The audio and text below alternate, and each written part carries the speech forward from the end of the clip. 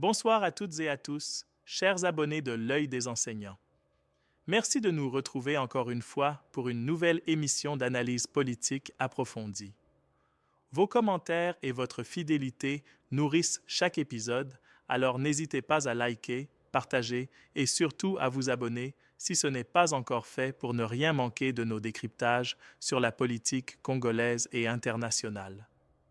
Ce soir, nous allons parler d'un sujet brûlant, le discours de Félix Tshilombo au Global Gateway Forum de Bruxelles, un discours qui a suscité de vives réactions à Kinshasa et dans toute la diaspora congolaise. Depuis plusieurs années, la situation sécuritaire dans l'est de la RDC demeure critique, avec des interventions et des soutiens étrangers, notamment du Rwanda, à des groupes armés comme le M23. Félix Tshilombo, élu en 2018, s'est toujours affiché comme partisan du dialogue avec les voisins, rejetant toute posture belliqueuse. Son discours à Bruxelles marque une étape importante, s'adressant frontalement à Paul Kagame et suspendant l'appel aux sanctions en attente d'une réaction concrète de Kigali. Au Global Gateway Forum, Félix Tshilombo a rappelé l'ampleur des pertes humaines, lançant publiquement à Paul Kagame « Nous sommes les deux seuls capables de mettre fin à cette escalade.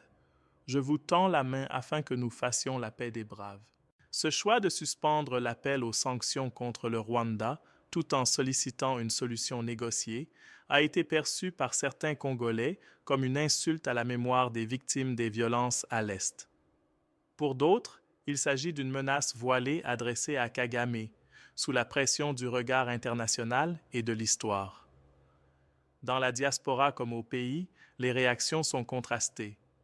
Certains dénoncent une posture jugée trop conciliante, estimant que la main tendue et la reconnaissance envers les pays voisins minimisent la souffrance du peuple congolais.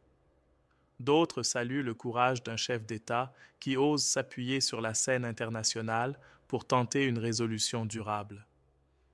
Les réseaux sociaux témoignent de cette division entre indignation et soutien.